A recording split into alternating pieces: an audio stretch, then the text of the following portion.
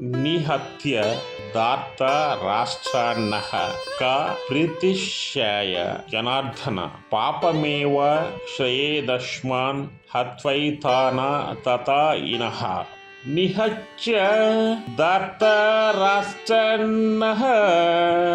క ప్రీతిశ్యాయ జనార్దన పాపమేవ శ్రయేదస్మాన్ హత్వైతాన తథా ఇనః. ఇక్కడ ఈ శ్లోకంలో కొన్ని మీనింగ్స్ తెలియాలి. ఇక్కడ దార్త రాష్ట్రానంటే దుర్యోధనాదులు అని, అదేవిధంగా అతదాయిన అంటే దుర్మార్గులు అని అర్థం. ఆశ్రయేత్ అంటే పొందున.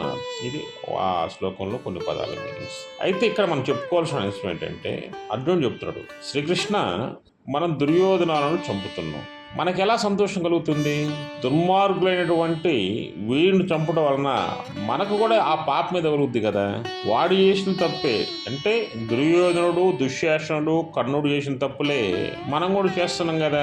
మనం ఎలా పుణ్యాత్మలు అవుతాం? మనం కూడా పాపాత్మలు అవుతామే కదా అనే ప్రశ్న శ్రీకృష్ణ భగవాన్ సంధించి. ఇక్కడ ఇంకొక విషయం ఉంది. ఇక్కడ అతతాయినః అంటే ఏంటంటే మహాపాపాలు చేసేవారు. మహాపాపాలు చేసేవాళ్ళు అంటే ఎలాంటి వాళ్ళు?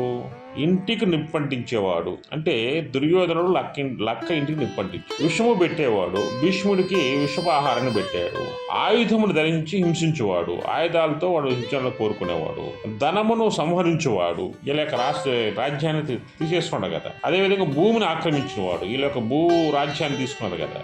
అది ఇతరుల బాలను హరించువాడు, ద్రౌపదిని అవమానించారు కదా. ఇటువంటి నీచ కార్యములు చేసే వాళ్ళందరినీ కూడా మనం ఏమంటాం?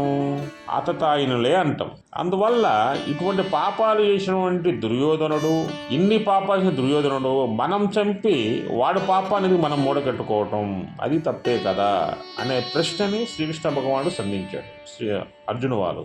జై శ్రీకృష్ణ.